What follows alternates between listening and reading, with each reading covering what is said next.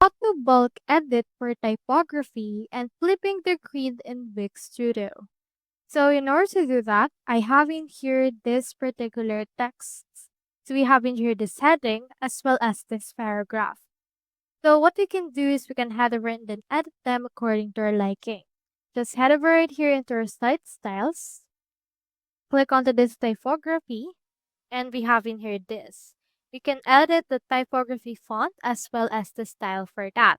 So as you can see right here, it is actually heading 4. Just click onto this edit option and then choose in here the font size that you want, the style, as well as the color that you wish to use for this case.